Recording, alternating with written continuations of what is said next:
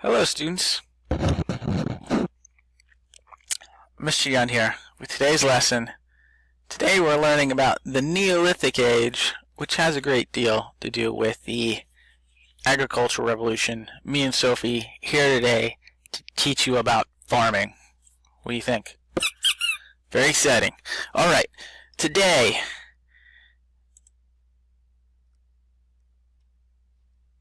loading up.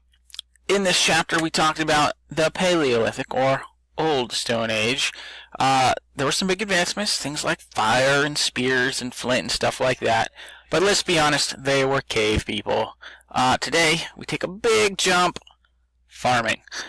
Growing plants doesn't seem that exciting, but with the advent of agriculture, people could stay in one place and get lots of food. So that's good. We like food. The early humans then had time for things other than just surviving. We're going to talk about that. As it was before, there's an immense amount of history shoved into one lesson, so I'm doing the brief version. I would tell you to read Chapter 3, Lesson 2 in your textbook. Let's bump into it. Alright, so at the end of the Ice Age, temperatures warmed up, and folks that survived the cold began moving into nice temperate zones. Makes sense, right? Move to where you like the weather. It was at this time that people began relying on growing their own food rather than just finding it all the time. They also began to domesticate animals.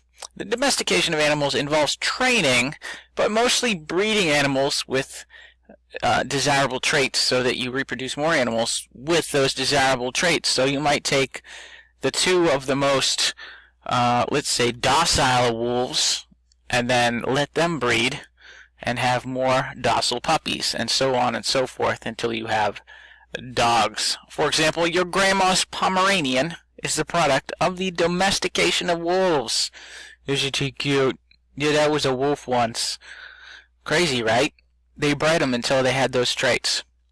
And here we are with Pomeranians and Chowadoodles and all kinds of dogs. Okay. The Neolithic Age, the changes in the way people lived marked the beginning of a new Stone Age, or the fancy word for it, the Neolithic Age. The Neolithic Age ran from about 8,000 to 4,000 BC, and is generally defined by humanity giving up their nomadic ways in favor of systematic agriculture, which means they grew food regularly. With more food, the population increased. This agricultural revolution is considered by some scientists to be the most important event in all of human history. Whoa. So that's pretty cool. I like farming. I like eating. I think you like eating. Pretty good improvement. Let's talk about life in the Neolithic Age. So now that folks didn't have to travel to find food, permanent housing was built. That's nice. The location was important. A settlement needed to be by the fields for the crops, but also near a source of water. One of the oldest communities was Jericho. You may have heard of it. Located in current-day Israel. The buildings were made from sun-dried brick houses with 7-foot thick walls. It's pretty thick. Another farming community was... Oh, alright. I'm ready for this. Let's do it. Let's say it right.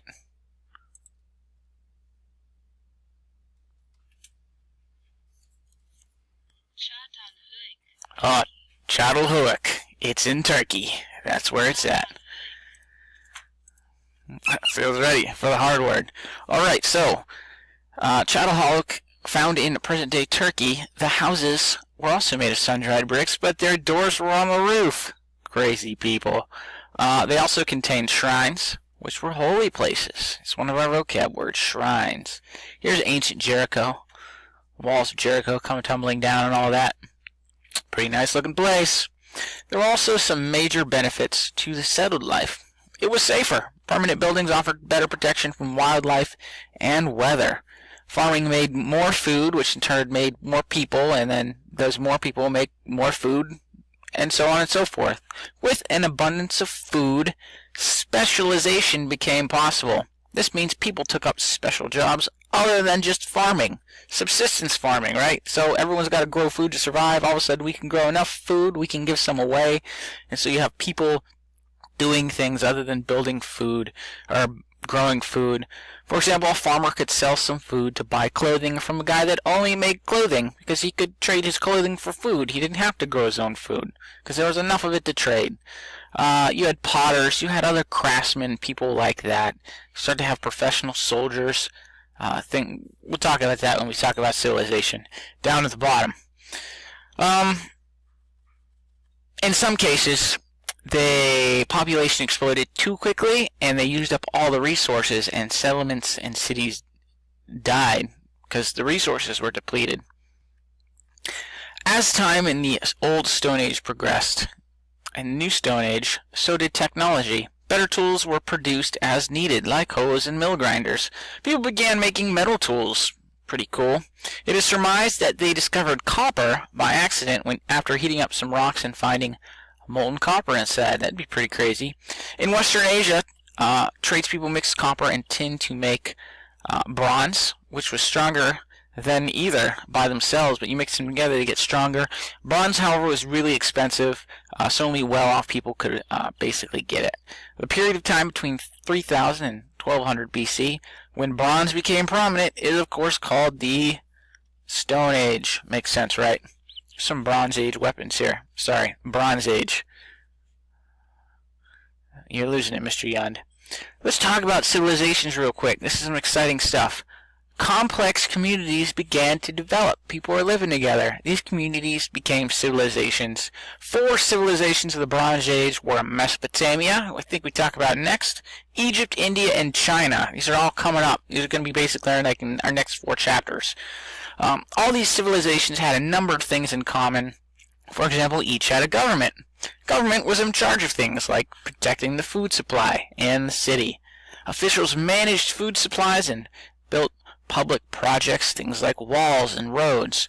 The earliest governments were typically some kind of monarchy, which means there was like a king or a queen in charge, and then their eldest son usually took over. Now, religions formed in these civilizations. Rulers and priests would perform rituals to win the favor of the gods. Religion provided explanations for the forces of nature, and it was a large part of these early people's lives. Social classes also developed. Typically the wealthy and ruling class were at the top. Priests were usually pretty well off, as were the warrior class, your soldiers class. Normal Joe Schmo workers were near the bottom, but at the very bottom were slaves. Now, writing and art became more prominent in these early civilizations. The first written symbols were used to keep records. I watched a documentary that insisted that the first symbols were used to keep track of beer. Like, they needed to keep track of how much beer they were selling and drinking, so they started knocking it down symbols on tablets. Pretty cool theory. Oh, hey, that's the lesson. Very exciting. All right. We have a sort of a writing assignment today. I want you to answer all of the following questions with complete sentences, please. This answer should be about a paragraph long. Remember, the more details you provide in an essay-type assignment, the better. This one will be worth 10 points. See the scoring breakdown below. So, here we go. Questions to answer, all of these. What was the agricultural revolution? 3 points there. How did the agricultural revolution lead to civilization? There's another 3 points there. What are some traits of the first civilizations? 3 points there. And then grammar and spelling around it out to 10 points. That's actually not it for today. You see the green arrow here because we have a teen biz today. Go ahead, knock that out. Submit your 2 screenshots. I found a cool article. What's it called? What's Behind This Door? It's about an ancient door they found. And they're not sure. They're learning about ancient prehistory people from this door. So, cool article. Knock both those out for today. That's Thursday. Let me know if you have any questions. Have a good one.